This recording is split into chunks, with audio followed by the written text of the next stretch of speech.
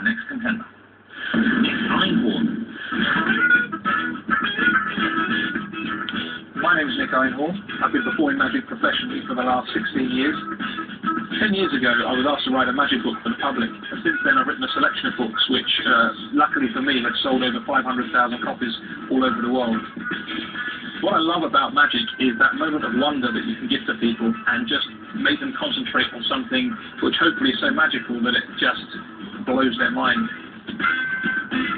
There's no specific area in which I specialise. It's kind of a jack of all trades. Mushroom? No, that's not good, is it? No. The venue we're at tonight hosts a magic night once every couple of months. I'm going to be trying out what I hope to do on the night for Penn and Teller, and this is a great opportunity for me to do it in front of a live audience. Just come off stage and things didn't actually go as well as I'd hoped. Something pretty important went horribly wrong, actually.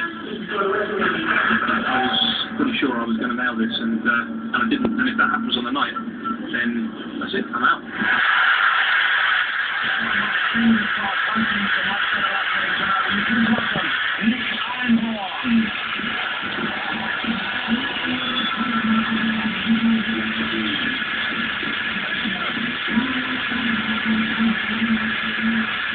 Thank you very much.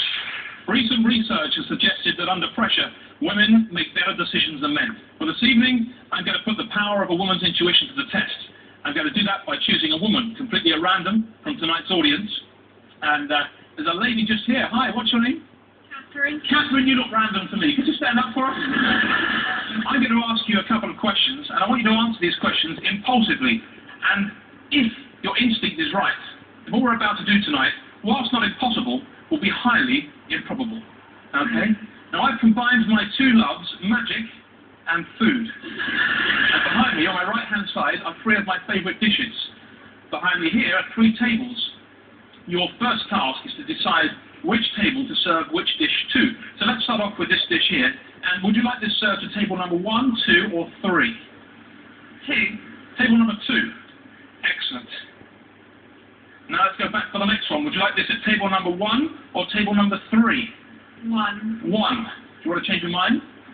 No, go 1. Still on table number 1. Excellent. All right. That leaves the final one, which has to go to table number 3. Super. Now, we need to find 3 hungry-looking men from tonight's audience who are going to represent our diners for the next few moments. So I'd like you to randomly choose any 3 men from tonight's audience. If you would go ahead and point to anybody here this evening.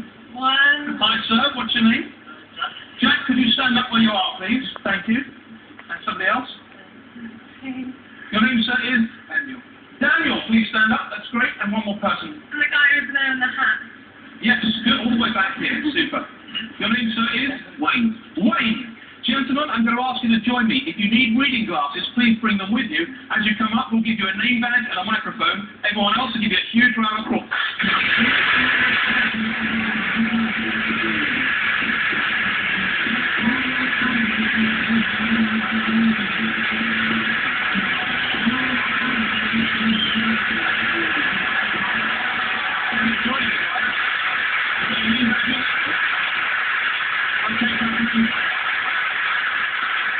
Catherine, we've got some more decisions to make here.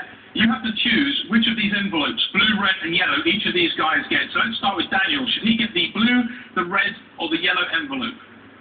Red. The red envelope for Daniel. So Daniel, if you could take hold of that for me. Thank you very much. And what about the blue envelope? Jack or Wayne?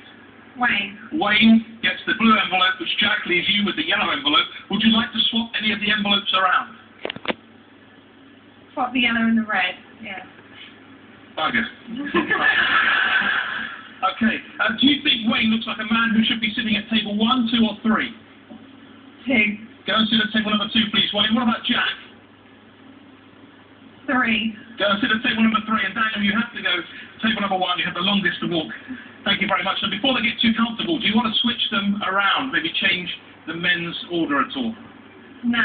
Okay, then your job is done. Now, let me just confirm a couple of things. First of all, I chose you completely at random from tonight's audience. Yes, you did. You placed those meals, those plates down on the table in any order you wanted, and you could have changed your mind. Then you chose 3 random men from tonight's audience, and then you gave them an envelope, and you could have changed the order. In fact, you did. Then you sat them down in this order, and even when I asked you to change your mind if you wanted to, you said, no, you're happy with the order they're in. Yes. Your intuition led you to this point in time, and this is what it's all been about. Gentlemen, could I ask you to open your envelopes, please? Inside your envelopes, there'll be a message for each of you. I'm going to start off at table number 1 and ask you, please, Daniel, slowly and clearly to read your message. A man by the name of Daniel will be asked to sit at table number 1, where he will be served chicken tikka masala and pilau rice. Well, hang on just a moment, because from all of these people, you did pick a man called Daniel who's sitting at table number 1. Let's see if you're served in the right meal.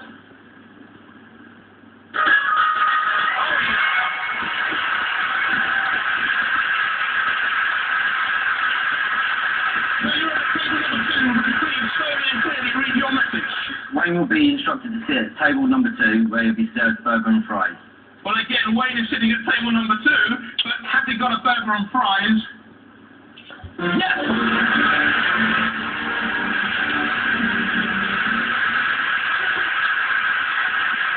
Proceed, you at table number 3, would you please slowly and clearly read your message? Which leaves Jack sitting at table number 3, where I enjoy a pizza. This is Jack, this is table number 3, and this is a pizza!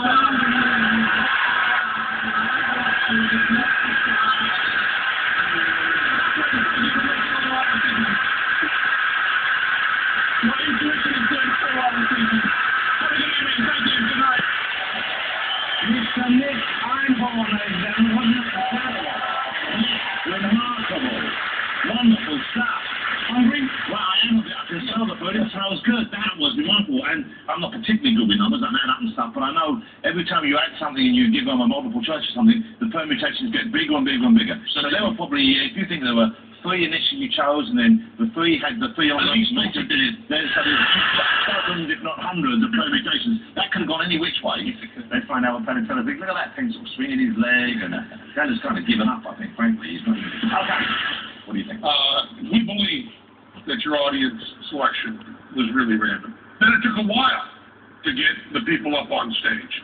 That time may not seem like much to a layperson, but to a magician, that seems like enough time for you to very clearly have in your head the people's names. And of course, you already know what the food is going to be. And there's the 3 tables.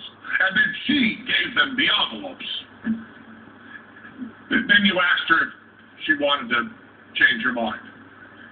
And she did. And then with things completely out of your hands, they switched the envelopes. The guys did. Without you touching them. Walked over the table, and you gave them another chance to switch. And she didn't. But she couldn't.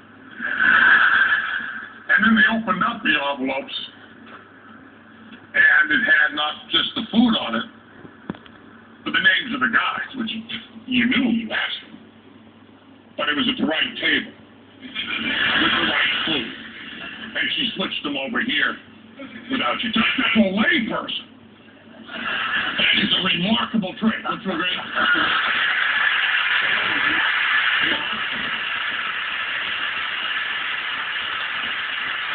We're very close to a century of combined knowledge of magic. To this huge magic library in Las Vegas. We are able to work together and talk back and forth with a sketch pad. And with that information, we were fooled.